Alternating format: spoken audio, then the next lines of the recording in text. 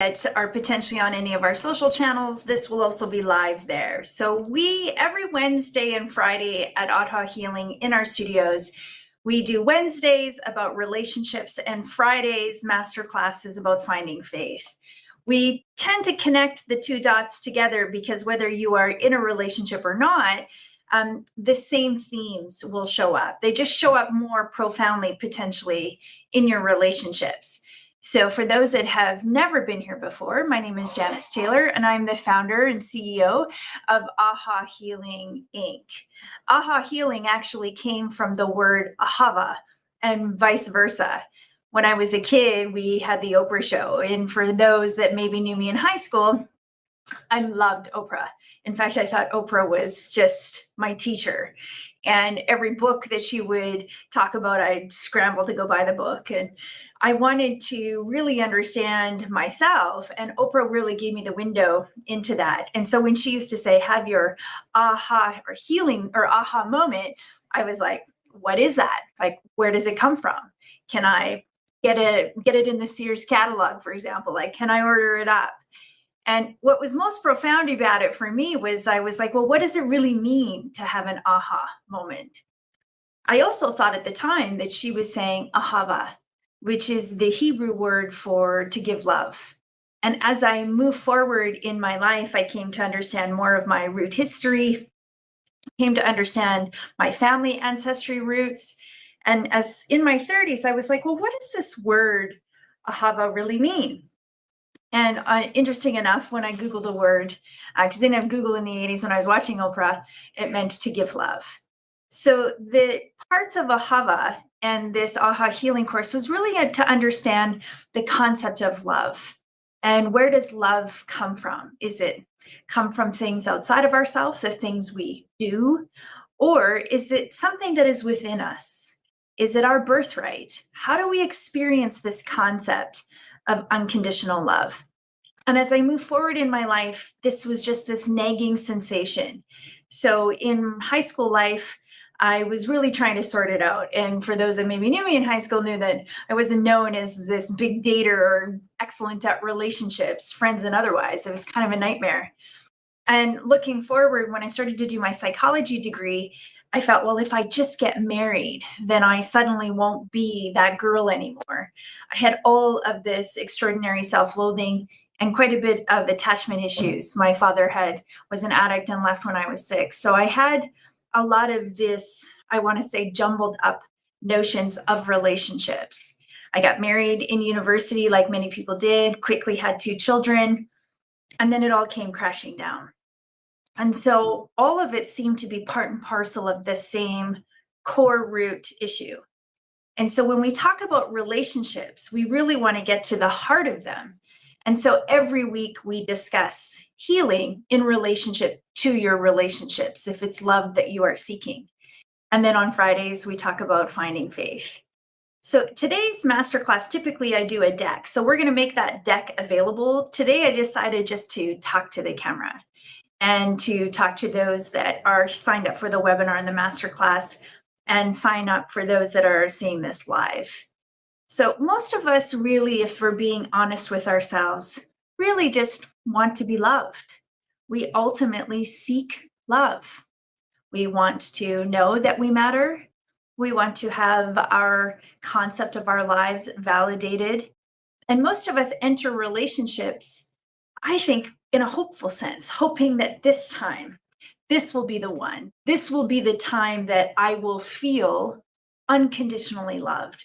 We seek it, and we constantly seek it in all kinds of forms. And as I was studying emotional pain when I went to do my degree, I still wanted to understand myself better and the path I'd gone on and the things I'd been exposed to.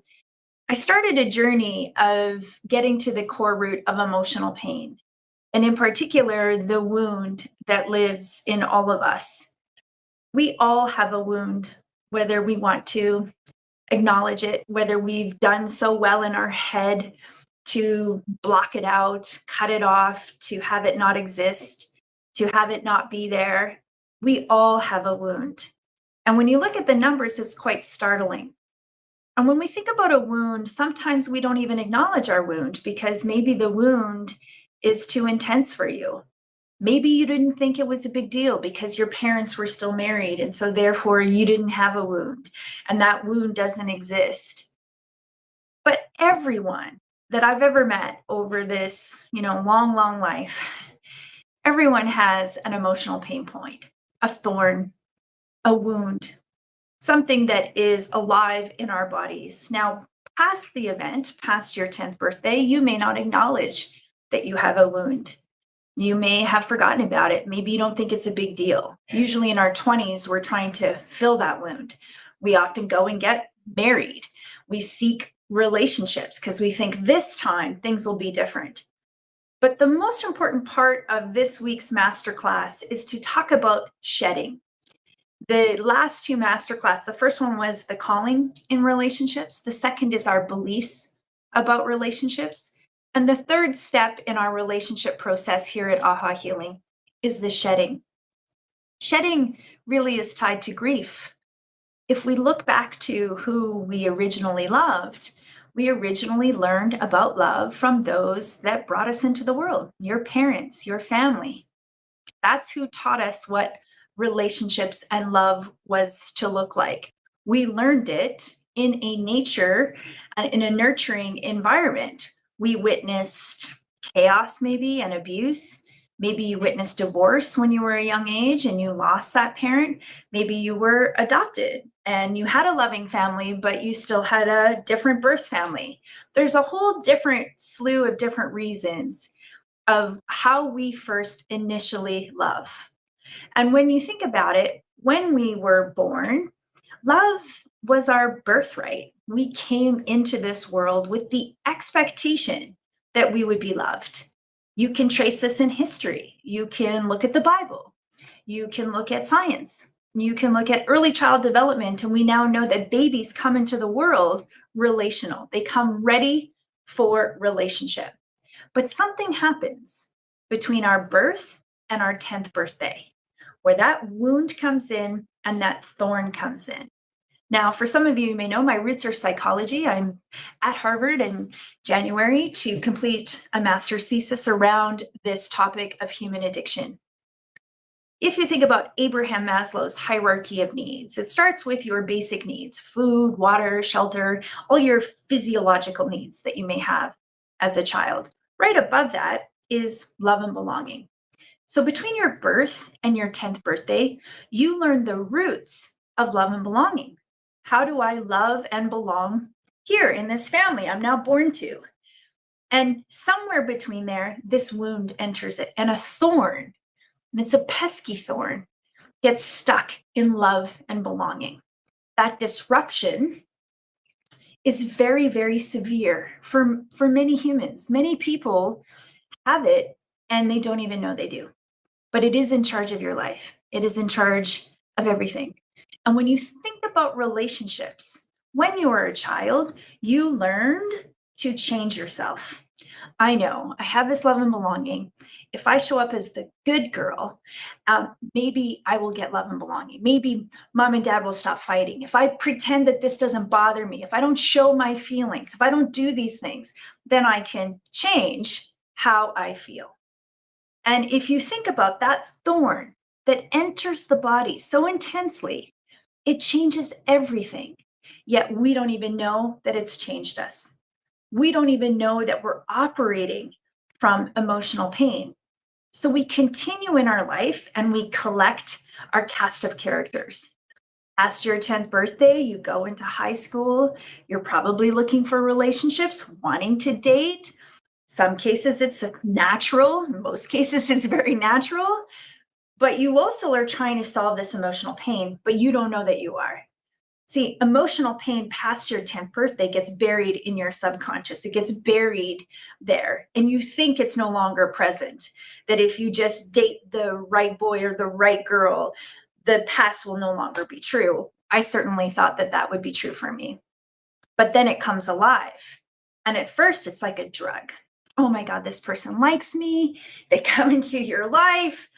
Boom, there's all this dopamine hits. Now I have love and belonging, but like all good drugs, they wear off. It starts to actually slide. And if you think about it sliding, eventually then you start to pick at each other and this relationship doesn't work. And some people do destructive behaviors to get out of the relationship or to sabotage it, or you can't believe that it's this person loves you, so you sabotage it. There's a whole myriad of responses that we have to emotional pain. Not only just the bad feelings, but the good feelings too. That can also feel foreign to you. And if it's foreign to you, you can also reject it. And so, deep in the psychology is this wounded child. And the wounded child can become the saboteur. The saboteur can sabotage so many relationships that could potentially be great for you, but you're so busy sabotaging them because it's an unfamiliar feeling. Someone wants to love you, and you can still reject it because you're afraid, because of fear. And in a lot of cases, you don't even know why. So you can push it away or you can sabotage it. All of it, again, you have to trace back to the wound. All of these circumstances that happen in our lives, we can trace back to the wound. And then we can trace back to our codependent addictive self. Now, most of the world has such a misunderstanding of human addiction. In fact, nobody's even heard of it because I coined it. Human addiction is where we learn to change ourselves to get love. Doesn't matter where you are, doesn't matter if you're in the workplace. We change or we manipulate in our psychology to either avoid being hurt again, so we'll change, or to manipulate to get love and belonging from other people, so we change. And all of that is actually becomes quite an addictive state. And that addictive state is causing 99% of the problems today. Social media, even where this is live stream, created much of the problems we have today. Much of the ability to, as for us to even become addicted to technology, has its roots in emotional pain. Every single thing we do in our world can trace back to that original wound. Everything, everything. And I know people don't like to look at that. It's like, I'm no longer a child. That doesn't matter anymore. Yes, it does. Yes, it does. Yes, it does. And it does for a whole bunch of reasons. And we want to ignore it because we think our head, our logic, is a superpower, and it is not. It is not. After studying emotional pain all these 30 years, what I came to the conclusion is that you cannot heal without an active relationship with your soul. You cannot heal without faith. You cannot heal without grieving the things you didn't get. And in some terrible circumstances, you didn't get a lot. And we have to mourn and we have to shed. And shedding is the process of where we look at every single person that you've ever loved, dating back to the first mother, father, grandparent. You make that list, even people you may not even know. If you were adopted, for example, you may not know your birth family. And that disconnect, even if you had an amazing family, that disconnect can still exist. It can still be a break in the spirit. So then we have to look at all these people and say, what was the gift? And what do I forgive and say goodbye to? And you throw that fish back to sea and you call back the very piece that is stuck to them. So when we have loved and been loved or had our heart broken, every single person, we leave a piece of ourself with them. It's an inevitable part of the human exchange. It's the human cost of these relationships that we've had. We leave a piece of them stuck there, and the rest of the time we're still trying to fill that bucket that we have inside of ourselves that feels lost, broken, like something is missing. And that something is missing is part of your psychic wound. It's part of the gaping part of the wound. So each time a new event happens or a new break, we break a little bit more inside, and that thorn becomes an abscess. And then the abscess can become a full-blown cancer in our body. And we can start to have this whole fester that it just is a darkness that just starts to consume us. And until you heal that wound and pull that thorn out, you will continue to attract much of the same, sadly.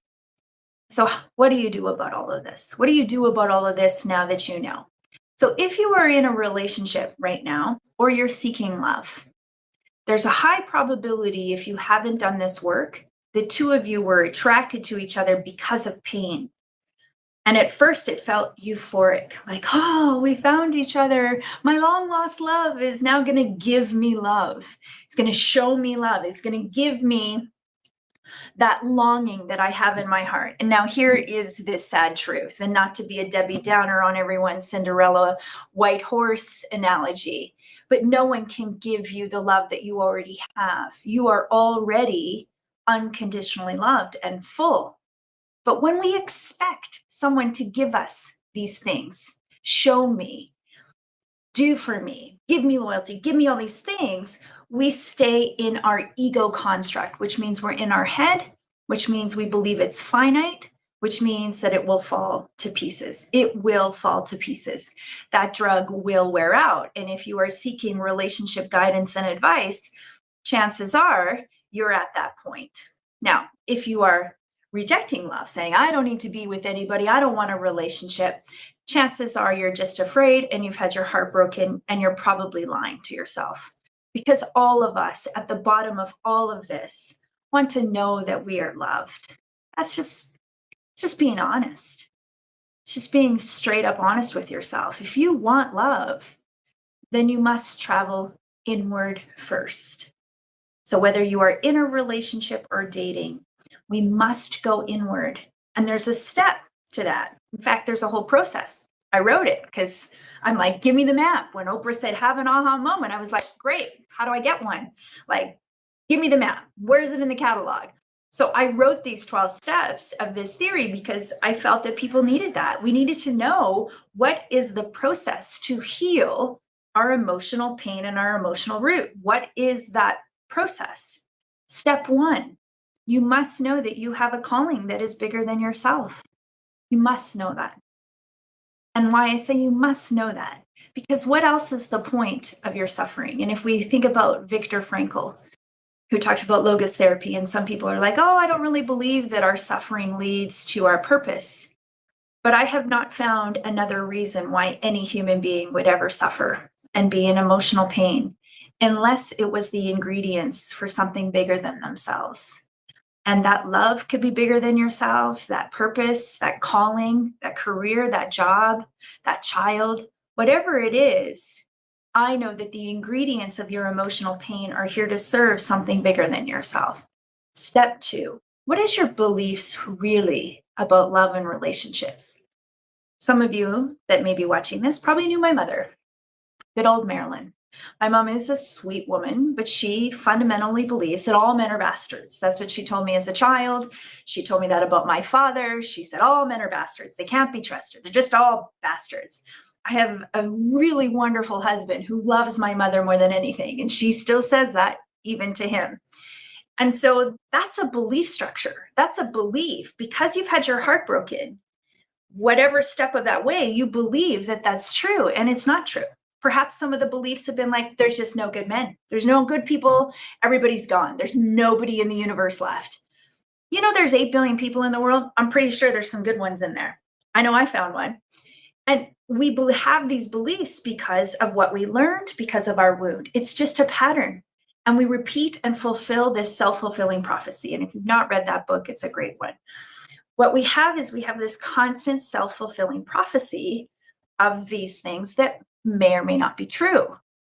And so we need to look at the core root of the block. Most of the time, we're just blocked. We have a belief about our life that's not true, but we believe it to be true. And we believe it to be true because of pain. And we believe it to be true because of our human addiction. Humans, by and large, really will let us down most of the time. They will. I had a friend once that said, Janice, you have too many expectations from friends. And she was absolutely right. She was absolutely right. Because the moment I surrendered all my expectations around human beings ever giving me anything, including a sense of love and belonging, I could fully enjoy humans. I could see them in their wonderful cast of characters. I could choose who I had in my life and who I didn't. I had choices. And it wasn't until I healed that core root of myself that I could also choose a partner that was best suited for me. And I was married once, and then I spent 9 years divorced before I ever got remarried again.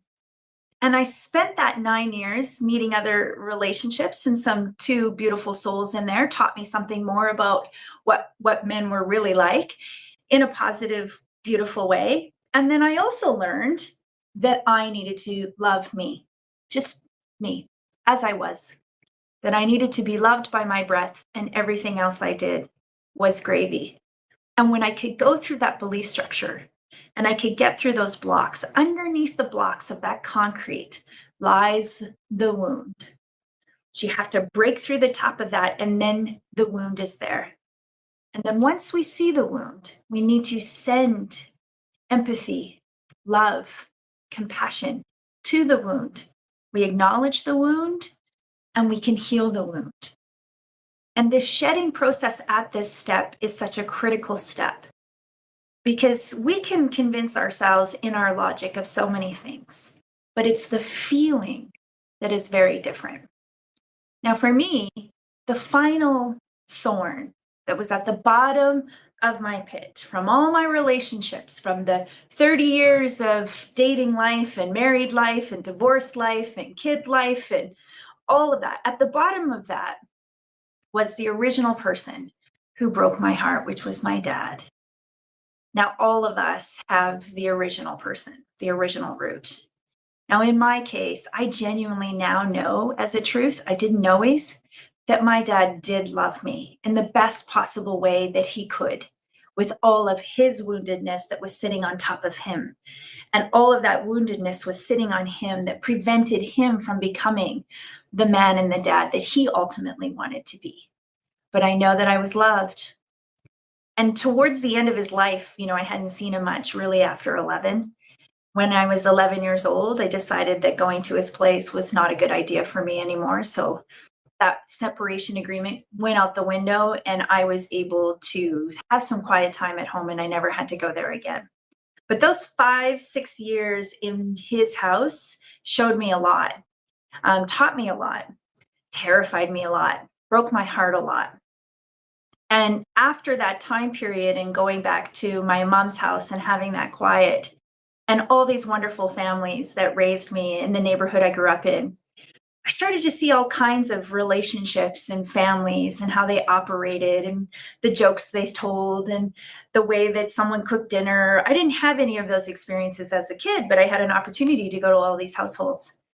And so, pretty much after my grandmother died, somewhere around my 20s, I never saw my father really ever again. He showed up once or twice throughout at different points of time, but I never had a relationship with him. And since he'd left at 6, I really didn't know him.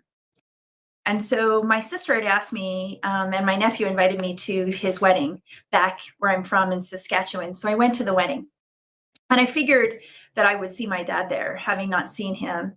My girls are now teenagers. I'm now remarried and happily married to the love of my life. And my girls don't really know him. So we go back to this wedding and we're going to see him. And it was really like a final moment for me, but I had done quite a bit of work ahead of time to be ready to actually see him again. He was clearly dying. He had dementia. He didn't quite know who I was at first until he had this sort of lucid moment. And he's like, "Jen, is that you?" I'm like, "Yeah, it's me." And he was sitting on a pillow, and he got to see my girls and talk to them. And he didn't quite understand who he was talking to, but nevertheless, the girls got to see him. Got to introduce him to my husband, and they shook hands. And my dad, we walked him to the hotel room afterwards. And he turned and he looked at me and he's like, "What was your favorite tape?" Now, the one time that my dad and I would go on a vacation together, one time he took me out here to British Columbia.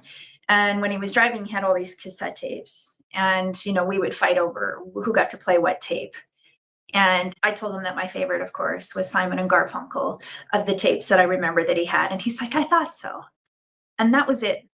And then about a couple months later, I got a package in the mail, and it was his cassette tapes. And inside the cassette tapes was a letter that said, "You were always loved." And in that moment, I believed it to be true. I knew that I was always loved, that I'd always been loved, regardless of what I'd seen or what I'd experienced. And there's no saying that, what I saw and what I experienced, no child should have, but I had survived it. And not only I survived it, I started to use it as information and as a study of human experience. And that study led to the development of AHA healing. So, how could I ever be angry at a man who gave me this gift? And in that moment, I felt extraordinary love towards him. Just this feeling of like, I can send this fish back. It's no longer a predictive element of who I will become or who I will love, but it had to be shed. I had to mourn that I never did get the dad I wanted or the childhood I wished for, but I got a lot more of other things. But I first had to acknowledge in my little girl self, in that wound, in that thorn, I had to send love to it. I needed to heal it. I needed to grieve it, and I needed to shed it so that I could just feel this extraordinary love for the man that he never was. I could feel this sadness for him that when he died, shortly after I got those tapes, I knew that he had lived a life that he may or may not have chosen, he may or may not have wanted, but I know that his life mattered. And getting that and shedding that and bringing that into me was really that piece of that puzzle. So for you that is listening to this today, this step is about shedding. So I want you to make a list, just on a notepad, on your phone, in your notes, of every person you have ever loved, even your crushing grade 3, any person you have ever loved. Just mark it down, just write it down, all the people. In each person, I want you to take a moment and just travel back to them, even if it's painful. Just for a moment, travel back to each person on that list and see what the gift was. What was the gift? Even in the darkest of moments with people that have done some dark, terrible things, we can extract a gift. Maybe it's your resiliency, maybe it's your strength, maybe it's your courage. There was a gift. You subtract the gift and you throw that fish back to sea. You put a name on a rock and you throw it into the water, you cast it into the river, you throw it into the sea, you put it into the river, and you send them back to God. God's problem, not yours anymore. They're not yours. So you then ask for the peace back. And when you ask for the peace back, it goes like this. And each person, you do it for each one. Each one. And you don't stop until you feel. And you don't send the rock into the sea, into the river, to the lake, wherever you can. Just skip it down the street into a field, wherever you are. If you're not ready to put that name on that rock and send them back, hold on to it just for a minute. The next day, ask again, are you ready to send this person back to the sea? Just boop. Every single person I've ever loved along the whole path, family and otherwise, I wrote their name on sea, off to the sea. Thank you for the gift. Thank you for the gift. And it's interesting. It's kind of like the Matrix. If you imagine these pieces of yourself and the shedding with any relationship you've ever been, it's like flying, like, get out of my way, get out of my way. I got to get to my person. I got to get back to my host. You're the host. And you can just imagine this piece is like, and all the holes that you feel within yourself are just like this. They all get filled in. And you will not have leaky buckets. So that when you go to choose love again with your relationship, you don't expect them to give you something because you're already full, but you can enjoy them. You can love them. You can have parallel tracks with them. If someone's looking over in your lane, butt them out. Say, hey, you can't be driving your car and still be in my lane and looking over at my lane because then no one's driving your car. It's parallel tracks, two people in parallel existence driving beside each other. And at different times, you're passengers on each other's journey. But someone is not driving your car. You drive your own car. They drive theirs. And you go along in the world of parallel tracks. Now, if you'd really like to take this journey, you can head to our Facebook page, you can head to our website, ahahealing.online. We're having a new website that's launching very soon. We have an exciting community that is going to be open to you for a very small period of time for you to start to take this course and learn the map. You have within yourself a treasure trove, like a reservoir of gold, all like a stream. It's all here. It's not in here, cannot be found in the head and the logic. It is in the soul. It is in the being, and it's a reservoir of gold. So anything that you desire in your life, you first must take the walk and the map, and you will land there. And then it's like a spring. It just will flow out of you. And all that broke your heart previously will cease to exist in a good way. You can love them and bless them and send them back to sea. We will see you on Friday, this week of Friday, for Finding Faith Friday. We are going to go live talking about love and acceptance. But this step 3, whether you are looking for relationships and love, or you are seeking something else, you must shed, which means there's a grief cycle. There are 5 stages of grief. You can check out all that material on our course and check out our website now. Have a wonderful day, and know that you are loved by your breath, and everything else you do is gravy. Bye for now.